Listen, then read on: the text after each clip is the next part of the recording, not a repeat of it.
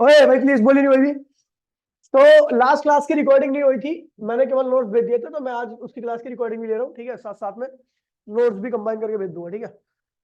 मैंने बताया था नोड क्या होते हैं, तो नोड जहां पर आपको पता है भैया एम्पलीट्यूड क्या हो जाए, जीरो हो जाए। एम्पलीट्यूड क्या हो जाए, एम्पलीट्यूड जहां पर भी जीरो होता है वहां पर क्या बनता है, नोड बनता है। क्या बनता है, यहाँ का पार्टिकल वाइब्रेट नहीं करता, एनर्जी उतनी रहती है, वाइब्रेशन ना होने की वजह से, एनर्जी होने की वजह से इसके पास प्रेशर क्या होता है, बहुत ज्यादा होता है, ठीक है।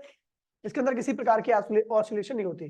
फिर होता है भैया एम्पलीट्यूड, क्या होता है, ओ सॉरी एंटी नोड, क्या होता है, एंटी नोड। जहां पर एम्पलीट्यूड पार्टिकल क्या होता है, एम्पलीट्यूड पार्टिकल का क्या होता है भैया, मैक्सिमम होता है। क्या होता है, मैक्सिमम होता है एंटी नोड पे, ठीक है।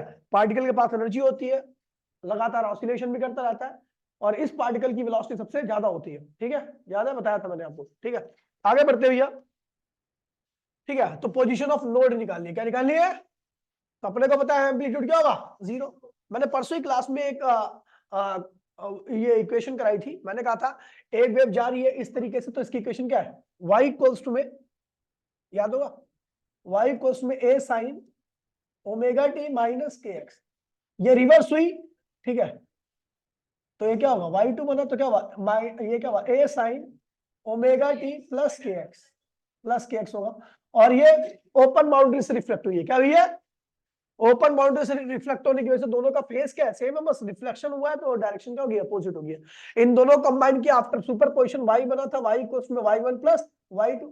y1 की वैल्यू क्या थी, a sine omega t minus a sine omega t minus k x, और y2 की वैल्यू क्या थी, a sine omega T plus के एक्स, है ना। अब यहां से एक क्या कीजिए, और लेट आया कर विकास भैया से, तो वो भी अभी रैप्टे मारूंगा मैं खींच के, अभी मेरे को ज्ञान मत दे। तू विकास भैया से कितने बजे निकला है, नहीं ये पागल है, वो बाकी और बच्चे पागल है क्या, अभी ये, अभी रुक जाओ, एक मिनट, डाउट नहीं पूछ रहा हूँ ना। कंबाइन करने के बाद एक कॉमन ले लीजिए, क्या होगा, sine omega t minus k x plus sine omega T plus के एक्स, ठीक है भैया। तो y इक्वल्स टू में a, इसका फॉर्मूला खोला था मैंने, तो आपको बना होगा 2 साइन ओमेगा टी और कॉस के एक्स, याद है। तो y इक्वल्स टू में मैंने के एक्स इसको साथ में लिखा था, 2a कॉस के एक्स को साथ में लिखा था, और साइन ओमेगा टी को पीछे लिखा था, याद है। इसको बोला था ये एम्पलीट्यूड है, क्या है ये, एम्पलीट्यूड। क्योंकि आपको बताया था मैंने, जब आप स्टैंडिंग वेव फॉर्मेशन होता है तो अलग अलग x की वैल्यू पर अलग अलग एम्पलीट्यूड होता है। x ये रख लो तो एम्पलीट्यूड इतना, x ये रख लो तो एम्पलीट्यूड इतना, x की वैल्यू ये ले लो तो एम्पलीट्यूड इतना, है ना। अलग अलग x पे एम्पलीट्यूड अलग अलग होता है, इसलिए मैंने इसको cos के x को एम्पलीट्यूड के साथ लगाया था, और इसे बोला था वेव फंक्शन, मतलब इसके हिसाब से आपकी वेव ऑसिलेट कर रही है इतनी फ्रीक्वेंसी से, ठीक है। तो मैंने कहा भैया अगर आपको नोड चाहिए, क्या चाहिए, नोड का एम्पलीट्यूड क्या होता है, तो इसका मतलब ये भी क्या होना चाहिए, एम्पलीट्यूड क्या होना चाहिए, जीरो के बराबर, क्या होना चाहिए, जीरो के बराबर। और इसको इधर लिया होगा तो ये क्या हुआ, जीरो हो गया। कॉस के एक्स क्या हो गया, कॉस के एक्स जीरो कब आता है, जब भैया आपको बता दूं मैथ्स जिसके पास है, कॉस जीरो कब आता है, कॉस जीरो आता है पहले 90 पे, फिर 270 पे, फिर पाई जोड़ो, फिर पाई जोड़ो, फिर पाई जोड़ो, इस तरह जोड़ते रहो, आपके कॉस की वैल्यू आपको जीरो मिलती रहेगी। तो हमने जनरल वैल्यू लिख दी है, इसे कहते हैं जनरल वैल्यू ऑफ कॉस, जिसपे कॉस की वैल्यू हमेशा क्या आती है, जीरो। तो कॉस जीरो की जगह पे जनरल वैल्यू लिखने की जगह पे आप ये लिख दोगे, ये आप यहाँ पे एन की वैल्यू कहां से स्टार्ट हो रही है, 0 1 2 3, है ना, जीरो रखो तो क्या हुआ, ये पूरा जीरो हो गया। Cos pi by two, cos pi by two क्या था, जीरो होता है। फिर 1 रखो यहाँ पर, तो 2n+1 क्या हुआ, 3, 3 पाई बाय 2 भी क्या होता है, जीरो होता है। यहाँ पर 2 रखो n की जगह पर, तो क्या होगा 5 पाई बाय 2, ये भी क्या होता है, जीरो होता है। मतलब इन वैल्यूज पे कॉस जीरो होता है, इसे जनरल वैल्यू कहते हैं कॉस की, ठीक है। मैथ्स में लिखा हुआ पीछे के वो मिसलेनियस एक्सरसाइज के बाद लिखा हुआ ब्लू कलर में, ठीक है। तो यहां से कॉस से क्या हुआ, कैंसिल हो गया। ऐसे काटना नहीं है आपको, इनवर्स लेके कैंसिल होता है, ठीक है। बाकी ये ऐसा बता दिया, कॉस से कॉस कैंसिल हो गया। इधर क्या बचा, के एक्स, इधर क्या बचा, ये बचा। के क्या होता है, 2 पाई अपॉन में लैम्डा, 2 पाई अपॉन में एक्स क्या है, position of node, position of, क्योंकि मैं नोड के लिए सॉल्व कर रहा हूं इसको, ठीक है। तो ये हो गया, एक्स की वैल्यू यहां से निकाल लिया, इस 2 पाई लैम्डा को उधर के पाई से पाई क्या हुआ, कैंसिल हो गया। तो आप एक्स की वैल्यू निकालोगे तो एक्स की वैल्यू कुछ आपको इस तरीके से मिलने वाली है। ये रहा आपका एक्स, जहां पर आपको क्या मिलने वाला है, नोड, क्या मिलने वाला है, ठीक है। चलो आगे बढ़ते हैं।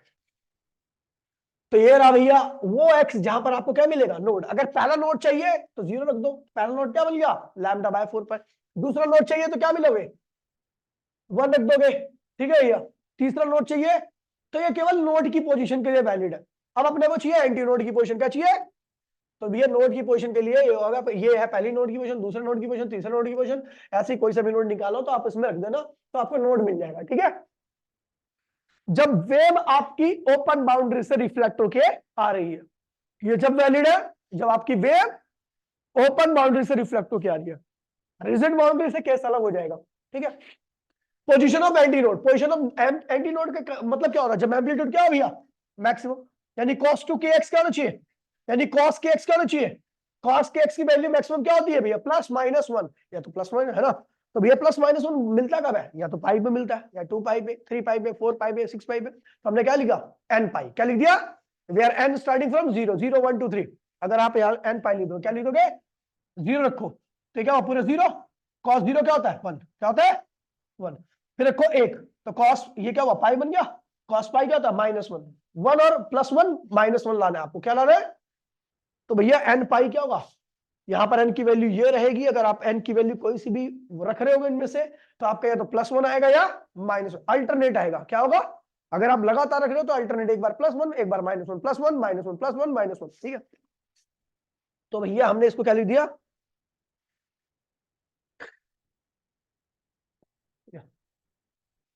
ये लिख दिया हमने, क्या लिख दिया भैया कि ये cos से cos क्या हुआ, कैंसिल हो गया, kx ये हो गया, तो आपने x की वैल्यू नहीं, ये क्या देगा हमेशा, एंटी नोड की position when wave reflected from the open boundary. तो भैया ये है, that is the position of anti node, position of when wave reflected from the open boundary, ध्यान रखना, ठीक है। आगे बढ़े, कैरेक्टरिस्टिक्स ऑफ स्टैंडिंग वेव, ठीक है भैया, और स्टेशनरी वेव एक ही बात है, तो ये प्रॉपर्टी आपको ध्यान रहनी चाहिए। पहला क्या है भैया, all particle of the medium execute except node, execute SHM, सभी पार्टिकल जो इस यहां पर ये हमने बना दिया, ये क्या बना दिया, स्टैंडिंग वेव, क्या बना दी, ये अच्छी बन गई स्टैंडिंग वेव। कह रहा भैया केवल नोड का पार्टिकल ही ऑसिलेट नहीं करता, बाकी सब क्या कर रहे हैं, सिंपल हार्मोनिक, क्या कर रहे हैं, एक ही टाइम पे ऊपर जाएंगे, एक ही टाइम पे सब क्या कर रहे हैं, एक्सेप्ट नोड का पार्टिकल, बाकी सब क्या कर रहे हैं, सिंपल हार्मोनिक मोशन। कह रहा भैया मैक्सिमम डिस्प्लेसमेंट किसका होता है, एंटी नोड का। जीरो डिस्प्लेसमेंट किसका होता है, separation between two consecutive node और एंटी नोड के बीच में कितना होता है, पाई बाय λ/2 होता है, पाई/2 लिख दिया बेवकूफ ने, ठीक है, λ/2 लिखने इसको। चलो वेलोसिटी नोड की क्या होती है भैया, पार्टिकल की 0, क्योंकि वहां का पार्टिकल ऑसिलेट नहीं करता। एंटी नोड की पार्टिकल की वेलोसिटी, नोड एंटी नोड का वेलोसिटी क्या होती है भैया, नोड से अगर आप एंटी नोड की तरफ आ रहे हो वेलोसिटी क्या होगी, नोड की 0 होती है, एंटी नोड की मैक्सिमम होती है, नोड से एंटी नोड की आ रहे तो मैक्सिमम वेलोसिटी। पार्टिकल भाई भैया एंटी नोड के पार्टिकल के ऊपर क्या होता है भैया, मिनिमम प्रेशर क्या होता है, मिनिमम, क्योंकि वो फ्रीली ऑसिलेट करता रहता है, जो ऑसिलेट कर रहा है फ्रीली उसके ऊपर कोई प्रेशर नहीं है। और नोड के पार्टिकल के पास एनर्जी होती है लेकिन ऑसिलेट नहीं कर पाता, इसलिए उसके पास प्रेशर क्या होगा, मैक्सिमम होगा। एक क्वेश्चन कराया था मैंने, ठीक है, ठीक है, ये क्वेश्चन देखिए, बड़ा प्यारा क्वेश्चन है। कह रहा भैया दो प्रोग्रेसिव वेव है, पहली वेव एरी दूसरी वेव एरी, कह रहे इन दोनों के मिलने पर क्या बन रहा है, स्टैंडिंग वेव बन रही है। क्या बन रही है, कह रहे हैं स्टैंडिंग वेव का आपको क्या निकालना है, find the displacement of the particle, ठीक है, कब कहां पे निकालना है, 1 मीटर दूरी पर, एक्स की वैल्यू क्या लेनी है आपको, एक, पहले निकालो स्टैंडिंग वेव की इक्वेशन। तो क्या करेंगे भैया, स्टैंडिंग वेव कैसे मिलती है, जब दो progressive wave opposite progressive wave दूसरे से, तो पहली वेव ये रही दूसरी ये रही, पहली वेव की वैल्यू ये रही दूसरी वेव की वैल्यू ये रही, फॉर्मूला लगाइए, ये हो गया, एम्पलीट्यूड दोनों में कॉमन है, निकाल दीजिए बाहर। और उसके बाद ये क्या है, साइन ए प्लस साइन बी का फॉर्मूला क्या होता है, साइन ए टू साइन ए बोले तो ये, ठीक है, और बोले तो बी बोले तो ये, इनटू में कॉस ए बोले तो ये और बी बोले तो ये, मतलब जो भी समझ गया ना, ऐसे करना है। मुझे लग रहा है गलत कर रखा है इसलिए, ठीक है, गलत कर रखा है फॉर्मूला, ठीक है, चलो ठीक है। उसके बाद आप सॉल्व करोगे, फाइनली आंसर आपका ये आ जाएगा, ठीक है, ये आ गया। ये क्या है, ये क्या है, पूरा का पूरा एम्पलीट्यूड, ये क्या है, और ये क्या है, वेव फंक्शन, क्या है, अपने पर एम्पलीट्यूड निकालना कब, 1 मीटर पर, कब निकालना है, तो यहां से हम क्या उठाएंगे, एम्पलीट्यूड, केवल क्या निकालेंगे, और ये उठाया हमने और रख दिया यहाँ पर 1 मीटर। सॉल्व कर लीजिए, आंसर आ गया। कोई दिक्कत तो नहीं भैया, खत्म हो गया।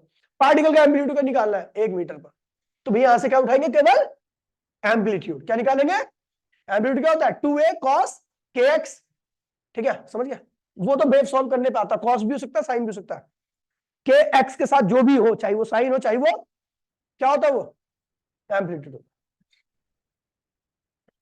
आगे बढ़िए, अगला क्वेश्चन क्या कह रहा है, देखिए कह रहा है write the equation of the wave identical identical to the wave representing by the equation इतना, ठीक है, but moving in the opposite direction. तो भैया क्या हुआ, प्लस लगा दो बीच में, क्या लगा दो। उसके बाद यहां पर ये भी लिखना, सेकंड पार्ट में कह रहा है भैया स्टैंडिंग वेव लिखिए। क्या लिखिए, स्टैंडिंग वेव लिखिए भैया। तो भैया पहली वेव तो ये होगी, इससे अपोजिट चल रही होगी, इसके आगे क्या लग जाएगा, प्लस, ठीक है, कोई दिक्कत तो नहीं है। और जब ये दोनों सुपर पोज करेंगे तो क्या बनेगी, स्टैंडिंग वेव। क्या बनेगी, स्टैंडिंग वेव क्या होती है, y1 प्लस y1 की वैल्यू क्या देखिए, y2 की वैल्यू, ये साइन ए हो गया और ये साइन बी। फॉर्मूला लगाइए तो आपका क्या आएगा, y इक्वल्स टू में आएगा। बोलो हाँ, ये क्या हो गया, एम्पलीट्यूड। क्या हो गया, और ये क्या हो गया, वेव फंक्शन। यहां से आप ओमेगा फ्रीक्वेंसी वगैरह भी निकाल सकते हो, क्योंकि ये क्या होगा, ओमेगा टी के बराबर, किसके बराबर होगा, तो 4 पाई टी बराबर में ओमेगा टी। टी से टी क्या होगा, कैंसिल हो गया, तो ओमेगा की वैल्यू क्या होगी, 4 पाई। क्या आ गई, फ्रीक्वेंसी भी निकाल सकते हो, टाइम पीरियड भी निकाल सकते हो, ठीक है, ऑसिलेशन का। अभी करेंगे क्वेश्चन ऐसे बहुत सारे। अब आ रहा है आज का, ठीक है, आज जो कराया था मैंने, ठीक है। कह रहा है standing wave in stretched string. एक स्ट्रिंग है, जैसे गिटार की स्ट्रिंग होती है, दोनों एंड से फिक्स होती है, ठीक है, उसके अंदर हम पढ़ने आ रहे हैं, ठीक है, ध्यान दीजिएगा। अब दोनों एंड से फिक्स है, दोनों एंड से फिक्स है नहीं, दोनों एंड क्या रिजिड है, क्या है। अगर आप यहाँ पे जेट मारोगे तो जो वेव बनेगी वो ऐसे जाएगी, और रिजिड एंड से रिफ्लेक्ट होकर इसका फेस क्या होगा, चेंज हो जाएगा, और डायरेक्शन भी क्या होगी, चेंज होगी। कोई दिक्कत तो नहीं है। मैंने कहा था रिजिड एंड से अगर वेव रिफ्लेक्ट होती है तो उसका फेस चेंज होता है, और साथ साथ में डायरेक्शन जो, याद है नहीं याद है, चलो ठीक है। तो हमने कहा भैया consider a string, consider a string clamp, clamp मतलब बंधी हुई है, तो the rigid support at its end, दोनों एंड से, the wire of the plugged, plugged मतलब उसको ऐसा छूना ऐसा करके, गिटार में जाती नहीं है, middle from the transfer wave आती है जो कि चलती है भैया, और उसके बाद रिफ्लेक्ट होके आती है। और भैया अगर आप जब को पता है ये आपने यहाँ पे प्लग किया, ये वेव ऐसे गई, ये ऐसे गई और टकराई, तो भैया आपको पता है इसका फेज भी चेंज होगा, इसलिए क्या होगा माइनस, और इसकी डायरेक्शन भी चेंज होगी, इसलिए क्या होगा प्लस। याद है, याद है, चलो ठीक है। ये इंसिडेंट वेव है और ये रिफ्लेक्टेड वेव है। आफ्टर सुपरपोजिशन, आफ्टर नई वेव क्या होगी, y1 प्लस y2 के सम के बराबर भैया, y1 प्लस y2 के, y1 की वैल्यू क्या है, a sin omega t minus k x, जो रिफ्लेक्ट हो गया y2 क्या होगा, minus a sin omega t. यहां पर sine a minus sine b का फॉर्मूला लगेगा, तो वो होता है, जिसको पता नहीं होगा मैंने साइड में लिखवा दिया, पता नहीं, वो होता है formula sine a minus sine b का फॉर्मूला। ये होता है 2 cos a plus b upon में 2 और sine a minus b upon में 2, ठीक है। ये फॉर्मूला लगाओगे, सॉल्व करोगे तो आपका फाइनली आंसर ये आएगा, क्या आएगा, ठीक है, आ गया आंसर। उसके बाद ये वाला माइनस यहां पे लग जाएगा, ठीक है, हो गया। अब आपको पता भी है यहां पर जो के एक्स लगा हुआ है किसके साथ लगा, साइन के साथ या कॉस के साथ, तो इसलिए ये एम्पलीट्यूड के अंदर इंक्लूड होगा, ठीक है, क्योंकि एम्पलीट्यूड एक्स पे डिपेंड करता है, जो भी एक्स जिसके अंदर भी एक्स है दैट इज एम्पलीट्यूड। तो ये क्या आ गया भैया, एम्पलीट्यूड क्या आ गया, माइनस साइन, ठीक है, ये हो गया, मतलब कि इसका फेज अपोजिट रहेगा पहले से, और ये आपका ओमेगा टी किसके फ्रीक्वेंसी, ठीक है, that is the equation of standing wave, ठीक है, या स्टेशनरी वेव। अब देखिए भैया ये हो गया। अब देखिए यहां पर जो मेन कैलकुलेशन है यहां पर अब आएगी, दिमाग लगाना। मैं देख रहा हूं कि दोनों एंड क्या है, फिक्स है, क्या है, और फिक्स एंड पर हमेशा क्या बनता है, नोड। क्या बनता है, यानी 0 पर भी आपका नोड बन रहा है और एल पर भी आपको नोड बन रहा है। यदि मुझे पता है एम्पलीट्यूड के साथ इस बार क्या लगा है, साइन। क्या लगा है, साइन में अगर मैं 0 रखूं, यहां पर 0 रखूं, यहां पर एल की जगह पे क्या रखूं, क्योंकि 0 पर भी एम्पलीट्यूड 0 ही है, 0 पर भी एम्पलीट्यूड क्या है भैया, 0 ही है। तो अगर मैं 0 रखूं तो पूरा का पूरा क्या होगा, 0 हो जाएगा, और साइन 0 बराबर में 0 अनडिफाइंड फंक्शन वो होता है। क्या होता है, अगर यहां पर आप x की वैल्यू, यहां पे x है ना, क्या था 2a sin के x है ना, ये था, x की यहाँ पे 0 रखो। आपको पता है नोड, आप देख रहे हो यहां पर भी नोड बन रहा है, यहां पर भी क्या बन रहा है, नोड बन रहा है।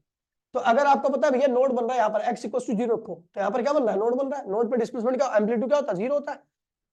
ये क्या होता है, एम्पलीट्यूड होता है ना, और मैं x इक्वल टू 0 रख रहा हूं, तो 0 पे क्या बन रहा है, नोड। फिक्स एंड पर हमेशा क्या बनता है, नोड। नोड का एम्पलीट्यूड क्या होता है, ये एम्पलीट्यूड है, तो इसकी वैल्यू क्या होगी, 0। तो x इक्वल टू 0 यहाँ पे रख रहा हूं, तो ये पूरा का पूरा क्या होगा, 0। तो 0 बराबर में 0 क्या होता है, अनडिफाइंड। क्या होता है, अनडिफाइंड। ये सॉल्व नहीं कर सकते। तो हमने क्या किया, हमने कहा कि यार यार नोड तो यहाँ पर भी बन रहा है, कहां बन रहा है, एल पर। और अगर मैं x इक्वल टू एल डाल भी दूं तो 0 हो नहीं रहा एक साइड, तो वही हमने किया। इसलिए हमने x इक्वल टू 0 के लिए सॉल्व नहीं किया, हमने x इक्वल टू एल के लिए सॉल्व किया। क्योंकि x इक्वल टू 0 पर भी नोड बनना, एम्पलीट्यूड 0 आ रहा है, लेकिन वो क्या होता था, 0 बराबर में 0 अनडिफाइंड होता है। ठीक है, तो इसलिए हमने x इक्वल टू एल के लिए सॉल्व किया, वहां पर भी एम्पलीट्यूड क्या भैया, 0 ही है। तो हमने क्या कह दिया, ध्यान दीजिए, हमने कहा भैया जब हमने x की वैल्यू l ली तो वहां पर क्या बन रहा है, नोड। और नोड के लिए ये क्या है, ये क्या है, एम्पलीट्यूड है। नोड के लिए एम्पलीट्यूड क्या होता है, 0। तो भैया ये 0 उधर लिया तो ये 0 हो गया। अच्छा थीटा 0 कब आता है, साइन साइन 0 की वैल्यू 0 कब आती है, जब वो n पाई होता है। क्या होता है, पाई 0, 0 भी 0, 2 पाई भी 0, 3 पाई भी 0, समझ गया। 4 5 6 7 8 जितना भी पाई होगा सब क्या होगा, 0 होगा। तो हमने कहा n पाई 0 है, समझ गया। तो इसका मतलब समझ गया। तो हमने देख लिया भैया कि इस 0 की जगह पे हमने क्या लिख दिया, साइन n पाई। क्या लिख दिया, साइन से साइन क्या हुआ, तो के एल क्या हो गया, एन पाई के बराबर। तो 2 पाई के क्या होता है, 2 पाई अपॉन में लैम्डा एल एन पाई। तो लैम्डा की वैल्यू क्या है, 2 एल अपॉन में एन। 2 एल अपॉन में ये लैम्डा आ गया, वेवलेंथ आ गई। क्या आ गई, किस केस में, स्ट्रिंग के केस में, जो दोनों एंड से क्या है, फिक्स्ड है, उस केस में वेवलेंथ ये बनेगी। अब ध्यान दीजिए, स्ट्रिंग के अंदर वेलोसिटी जो होती है वो टेंशन अपॉन में मास पर यूनिट लेंथ होता है अंडर रूट के अंदर। आपको बताया था, मैंने ड्राइव कराया था ट्रांसवर्स वेव की speed in a stretch string, याद है, स्पीड ऑफ ट्रांसवर्स, कहां याद होगा तू, speed of transverse wave in stretch string करवाया था मैंने डायमेंशन एनालिसिस से। Velocity directly equal to tension, velocity directly equal to mass per unit length, combine किया था, फिर ये फॉर्मूला आया था। याद है, अभी याद आया किसी को, चलो देख लेना। ठीक है, अब देखिए मैंने कह दिया अगर फर्स्ट मोड है, क्या है, 0 मोड नहीं होता, इसलिए n की वैल्यू 0 से स्टार्ट नहीं करता। क्योंकि अगर मैं यहाँ पे 0 दूंगा तो लैम्डा क्या होगा, इनफाइनाइट रहेगा, कोई वेव नहीं बनेगी। कोई वेव, वेवलेंथ अगर इनफाइनाइट है तो इसका मतलब वहां पर वेव नहीं बनी है। ठीक है, चलो तो मतलब मैं 1 से स्टार्ट करूंगा। क्या करूंगा, तो इसे कहते हैं फर्स्ट मोड ऑफ वाइब्रेशन। क्या कहते हैं इसे, फर्स्ट मोड ऑफ वाइब्रेशन, इसको फंडामेंटल मोड भी कहते हैं। ठीक है, क्या कहते हैं इसे, और फर्स्ट मोड ऑफ, और फर्स्ट मोड ऑफ वाइब्रेशन के लिए n की वैल्यू क्या होती है, 1। ध्यान दीजिएगा। तो जैसे ही हमने क्या किया, फर्स्ट मोड ऑफ वाइब्रेशन दी, मतलब मैंने प्लग किया। आप देखो, आप गिटार बजाते हो तो गिटार क्या, एक स्ट्रिंग को अलग अलग तरीके से करोगे तो उसके अंदर साउंड वाइब्रेशन भी क्या होगी, अलग अलग आएगी, अलग अलग वेव आएगी। किसी केस में आपका ज्यादा फ्रीक्वेंसी होगी वाइब्रेशन की, किसी केस में वही स्ट्रिंग क्या करेगी, कम वाइब्रेट करेगी, है ना। तो वही बात कह रहा है, आपने फर्स्ट मोड ऑफ वाइब्रेशन किया, ठीक है, मतलब एनर्जी कम दिया। आपने क्या दिया, एनर्जी अपने कम दिया फर्स्ट मोड में। जब फर्स्ट मोड ऑफ वाइब्रेशन करोगे एन की वैल्यू क्या होगी, 1 होगी। तो जब 1 रखोगे तो लैम्डा क्या आएगा, लैम्डा क्या आएगा, 2l। मतलब समझे, क्या हो भाई, पानी बाद में, कोई किसको प्यास लगी, खामखाई प्यास लगी, बैठे बैठे प्यास लग रही है क्या, रख दे वहीं पे, मत दे। अच्छा तुझे तबीयत खराब लग रही है तो दे दे। उल्टी हो रही है क्या, दरवाजा खोल दे सकता, सफोकेशन होगी।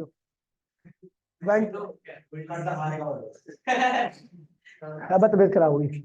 ओए, मैंने क्या किया, पहली प्लगिंग की, फर्स्ट मोड ऑफ वाइब्रेशन किया, तो वहां पर आपने एन की वैल्यू क्या यूज की, 0 के लिए नहीं कर सकते, क्योंकि 0 के लिए वेवलेंथ क्या होगी, इन्फिनिटी। इन्फिनिटी वेवलेंथ का मतलब कोई ऑसिलेशन नहीं हो रही।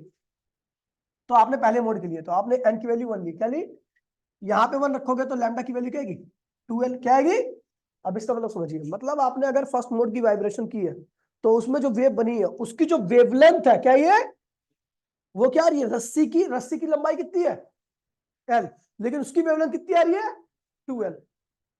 मतलब फर्स्ट मोड में देखिए, एनर्जी जब आप कम दोगे तो एनर्जी कम देने से फ्रीक्वेंसी ऑसिलेशन क्या होती है, कम होती है, लेकिन वेव बनती है बड़ी बड़ी। क्या बनती है, तो वेव बड़ी रहेगी तो उसकी वेवलेंथ भी क्या रहेगी, एनर्जी कम, वेव बड़ी बनेगी, वेवलेंथ बड़ी रहेगी, फ्रीक्वेंसी क्या रहेगी, कम रहेगी। क्योंकि वेवलेंथ और फ्रीक्वेंसी एक दूसरे की क्या होती है, इनवर्सली होती है। क्या होती है, अब देखिए, तो फर्स्ट मोड ऑफ वाइब्रेशन किया मैंने, कम एनर्जी दी, कम एनर्जी देने पर जो आपकी जो भी वेवलेंथ बनी है, जो भी वेव बनी है उसकी लेंथ जो है वो रस्सी की क्या रही है, डबल आ रही है। अपने पास रस्सी कितनी है, एल, और वेवलेंथ कितनी आ रही है 2L, क्या आ रही है, तो इसमें पूरी वेव बन जाएगी।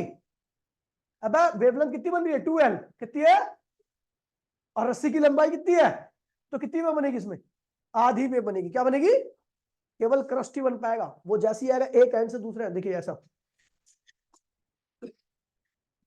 ऐसा बनेगा। ये देखो एक्स इक्वल्स टू, यहाँ पर क्या है भैया 0, यहाँ पर एक्स इक्वल्स टू क्या है L, आपने जर के दिया यहां से यहां तक वेव पहुंच गई, आधी बहुत बची, वही रिफ्लेक्ट होकर यहाँ पे वापसी आ गई। ठीक है, इसमें कितने नोड बन रहे हैं, दो जगह पर फिक्स पॉइंट है, तो नोड की संख्या क्या है, और एंटी नोड कितना है, एक। समझ गए। तो भैया यहाँ पर ये ध्यान रखना कि यहाँ पर फर्स्ट मोड में वेवलेंथ क्या होती है, रस्सी की लेंथ की डबल बनती है। वेवलेंथ जब डबल रहेगी तो फ्रीक्वेंसी क्या रहेगी, जो भी रहेगी, फ्रीक्वेंसी निकाल लेते हैं। तो आपको पता भी है वी नो वेलोसिटी क्या होता है, फ्रीक्वेंसी इनटू में वेवलेंथ क्या होता है, वेव वेलोसिटी क्या होती है, वेवलेंथ इनटू में फ्रीक्वेंसी। आप फर्स्ट मोड की बात कर रहे हो तो इसलिए 1 1 लिख दिया मैंने। ठीक है, अब देखिए आपको F1 चाहिए तो क्या होगा, V अपॉन में लैम्डा 1 हो जाएगा। लैम्डा 1 की वैल्यू क्या रखी है 2L। तो इसे कहते हैं भैया नेचुरल फ्रीक्वेंसी। क्या कहते हैं इसे, पहले मोड की वाइब्रेशन को फंडामेंटल मोड कहते हैं, ठीक है, या फर्स्ट ओवरटोन कहते हैं, ठीक है, बहुत सारे नाम है। और जो फ्रीक्वेंसी होती है उसे कहते हैं नेचुरल फ्रीक्वेंसी या फंडामेंटल फ्रीक्वेंसी भी कहते हैं इसको। ठीक है, ये ध्यान रखना। अब देखिए दूसरे मोड में आपको और अच्छे समझ में आ जाएगा। जब मैं दूसरे मोड की वाइब्रेशन करूंगा तो एन की वैल्यू क्या लूंगा 2, एन की वैल्यू क्या ली है 2, एन की वैल्यू जब मैंने 2 ली है तो यहाँ पर आप एन की जगह पे क्या रखोगे 2 से 2 कैंसिल हो गया। यानी इस सेकंड मोड में क्या हुआ, जो वेव बनी है वो पूरी की पूरी उस लेंथ के अंदर आ गई है, पूरी की पूरी उस लेंथ के अंदर, क्योंकि यहाँ पर जो वेव बनी है उसकी लेंथ जो है वो क्या है, मतलब पूरी वेव गई ऐसे गई और वापसी आ गई, टकरा के वापसी आ गई। अच्छा यहाँ पर कितने नोड बने, 3 नोड बने, कितने एंटी नोड बने, ठीक है। अब देखिए वेवलेंथ पता लग गया अपने को, रस्सी के बराबर आ रही है सेकंड मोड में। ठीक है, अच्छा फ्रीक्वेंसी क्या होगी, फ्रीक्वेंसी होती है वेलोसिटी अपॉन में वेवलेंथ। तो ये वेलोसिटी है, वेवलेंथ है। ठीक है, अब यहां से 2 से मल्टीप्लाई करो, 2 से डिवाइड कर दो, कोई दिक्कत तो नहीं है। तो ये क्या होगा भैया, देखिए 2 से मल्टीप्लाई किया, 2 से डिवाइड किया, तो ये क्या बन गया, V अपॉन में 12 क्या था, फर्स्ट मोड की फ्रीक्वेंसी थी, क्या थी, तो इसका मतलब सेकंड मोड की frequency 2 times of first mode की। वैसे भी देखो फर्स्ट मोड की वेवलेंथ क्या थी, लैम्डा थी, सेकंड मोड की वेवलेंथ क्या होगी, लैम्डा पूरी आधी होगी ना। अब पहले उसे डबल वेवलेंथ आ थी, अभी क्या होगी, आधी होगी। तो वेवलेंथ आधी होगी तो फ्रीक्वेंसी क्या होगी, डबल होगी ना, है समझो। थर्ड मोड में इनकी वैल्यू क्या होगी 3, थर्ड मोड में इनकी वैल्यू क्या होगी, तो एन के यहाँ पे क्या रखोगे 3, तो यहाँ पे वेवलेंथ क्या होगी 2 अपॉन में 3L, है ना। अच्छा यहाँ पर एल की वैल्यू निकालो ताकि आपको डायग्राम सही से आराम से समझ में आ जाए। देखिए एल की वैल्यू निकालोगे तो क्या होगा 3 लैम्डा 3 अपॉन में 2, इसको क्या लिखते हो 2 लैम्डा 3 माइनस, ये लिख सकते हो उसको। इसका मतलब थर्ड मोड में पूरी 2 वेव बनती है लेकिन उसमें लैम्डा बाई 2 क्या होता है, कम रहता है। इस एल लेंथ में कितनी वेव बनेगी, 2 पूरी बनेगी, लेकिन उसमें आपको लैम्डा बाई 2 क्या करना, हटा देना। मतलब समझे, देखो ऐसा ये एल है, ये पूरी 2 वेव बन गई है और इसे रिफ्लेक्ट होकर वापस करा दो। लेकिन हमें इसने बोल रखा है कि जो एल लेंथ है ना थर्ड मोड में, जो भी वेव बनेगी 2 लैम्डा बाय 3, मतलब पूरी 2 वेव बनेगी, 2 वेव बन रही है ना, लेकिन उसमें लैम्डा बाय 2 कम है। लैम्डा बाय 2 कम होने का मतलब क्या है, इतना काट दो, केवल इतना है, डायग्राम आपका इतना बनने वाला है। समझ गए।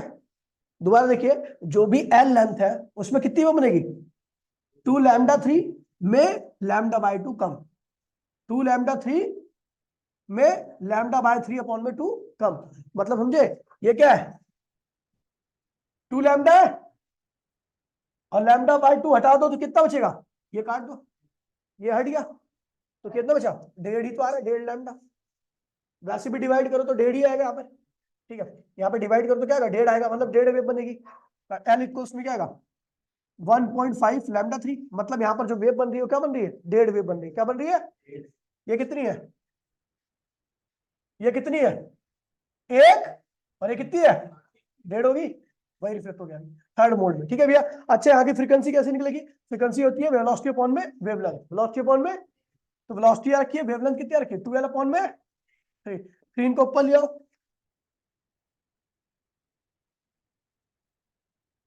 3 को ऊपर ले आओगे तो क्या होगा,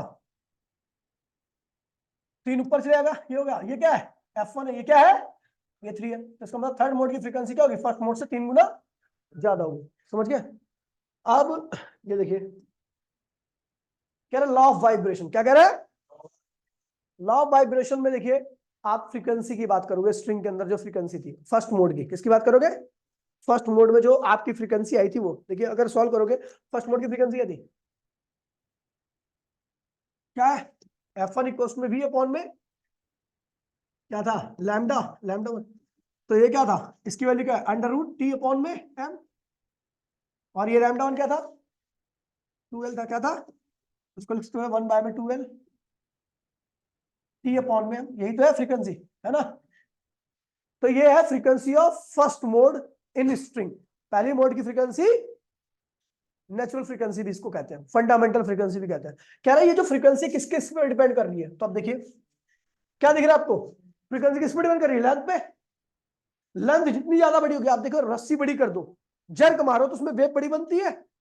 वेव जब बड़ी बनेगी तो वेवलेंथ भी क्या होगी? फ्रीक्वेंसी क्या होगी? क्योंकि वेवलेंथ जब बड़ी होती है फ्रीक्वेंसी क्या होती है? कम। तो वही लिखा गया कि जो आपकी, जब आप रस्सी की लंबाई को बड़ी कर देते हो, रस्सी की लंबाई को बड़ी कर देते हो, तो लंबी रस्सी में बड़ी बड़ी वेव बनती है। बड़ी वेव का मतलब बड़ी वेवलेंथ, और बड़ी वेवलेंथ मतलब छोटी। तो फ्रीक्वेंसी क्या होती है? लेंथ बढ़ाने पर फ्रीक्वेंसी क्या होती है? कम हो जाती है। क्या होती है? कम हो जाती है। अगले देखिए भैया, आप रस्सी को टाइट खींच दो, खूब टाइट खींच दो, उसमें जर्क दोगे तो रस्सी के अंदर ऑसिलेशन क्या होगी? ज्यादा होगी। ढीली रहेगी रस्सी। अब रस्सी देख लियो, ले लियो घर में रस्सी टाइट। अब गिटार की स्ट्रिंग को टाइट करते हो और फिर उसमें जर्क मारोगे तो उसमें अंदर वाइब्रेशन क्या होती है? ज्यादा होती है। और ढीली कर दो रस्सी तो वाइब्रेशन क्या होती है? कम होती है। तो इसका मतलब टेंशन क्या होता है? वाइब्रेशन। देखिए टेंशन मतलब जितना टाइट करोगे, जितना टाइट करोगे, जर्क दोगे, उसके अंदर वाइब्रेशन क्या होगी? बढ़ेगी, फ्रीक्वेंसी क्या होगी? और टेंशन अगर कम रहेगा, रस्सी में खिंचाव कम रहेगा, तो वाइब्रेशन दोगे तो क्या होगा? टेंशन कम रहेगा, वाइब्रेशन क्या होगी? कम होगी, फ्रीक्वेंसी क्या होगी? कम होगी। क्या होता है? इसलिए क्या होता है? लेंथ, सॉरी, टेंशन का क्या होता है? डायरेक्टली होता है, जितना ज्यादा टेंशन उतनी ज्यादा। समझ गया? वायर के अंदर। अच्छा, आप क्या करो भैया, हैवी वायर ले लो। क्या ले लो? Heavy wire. एक हल्का वायर लो, एक हैवी वायर लो। गिटार के अंदर देखोगे मोटी स्ट्रिंग भी होती है, पतली स्ट्रिंग भी होती है, लेकिन जो ज्यादा वाइब्रेट करती है वो होती है पतली वाली, क्योंकि उसका मास क्या होता है? कम होता है। तो जिस स्ट्रिंग का मास कम होता है, पतली होती है, ठीक है, उसके अंदर वाइब्रेशन क्या होती है? ज्यादा होती है। जो मास वाली स्ट्रिंग होती है उसके अंदर वाइब्रेशन क्या मिलेगी? कम मिलेगी। ठीक है। फिर डायमीटर। अगर आप मोटी, जो मोटी स्ट्रिंग होती है ना, उसका डायमीटर क्या होता है? ज्यादा होता है। मोटी जो होती है, मोटी स्ट्रिंग जो होगी, उसके अंदर आप जर्क दोगे तो वो धीरे, आप उसका हिलना आपको दिखाई देगा। लेकिन जो पतली वाली होती है ना, वो इतनी तेज हिलती है कि उसका हिलना भी आपको दिखाई, मतलब पतली वाली ज्यादा तेजी से, जिसका डायमीटर कम होता है उसके अंदर ऑसिलेशन क्या होती है? ज्यादा होती है। जिसका डायमीटर ज्यादा होता है उसके अंदर ऑसिलेशन क्या होगी? कम होगी। समझ गया भैया? फिर आता है भैया डेंसिटी। क्या आता है? अब देखिए भैया, आप अलग अलग डेंसिटी वाले वायर ले लो, जिसकी डेंसिटी, धागा ले लो, धागा लंबाई ले लो, टेंशन उतना रखो, उतना टाइट कर दो उसको, ठीक है। और आप ले लो वो क्या कहते हैं, स्टील का वायर ले लो। आप धागे को उतना टाइट कर दो, स्टील के वायर को उतना टाइट कर दो, दोनों की लेंथ सेम है। अगर आप जर्क दोगे दोनों में, तो उसमें फ्रीक्वेंसी किसमें ज्यादा? ज्यादा तेजी से वाइब्रेट कौन करेगा? धागा। क्योंकि धागा क्या है? हल्का है। हल्की चीजें क्या करती है? देखिए, भारी चीज क्या होती है? पहले ज्यादा ऊपर जाएगी, ज्यादा नीचे आएगी। तो ज्यादा ऊपर ज्यादा नीचे आने में क्या होगा? उसकी ऑसिलेशन कम होगी। लेकिन जो कम चीज हल्की होगी, वो थोड़ी दूर ऊपर जाएगी फिर नीचे आएगी, ऐसे जल्दी से, उसके अंदर ऑसिलेशन क्या होगी? ज्यादा होगी। जिसकी डेंसिटी ज्यादा उसके अंदर ऑसिलेशन कम, कम। और इसकी डेंसिटी कम, उसके अंदर ऑसिलेशन ज्यादा। ठीक है भैया? तो ये था। अब इसके बाद इसकी लास्ट क्लास रहेगी कल, ठीक है? तो आज के लिए इतना ही, मिलते हैं अगली क्लास में। टाटा बाय बाय, जय हिंद, जय भारत।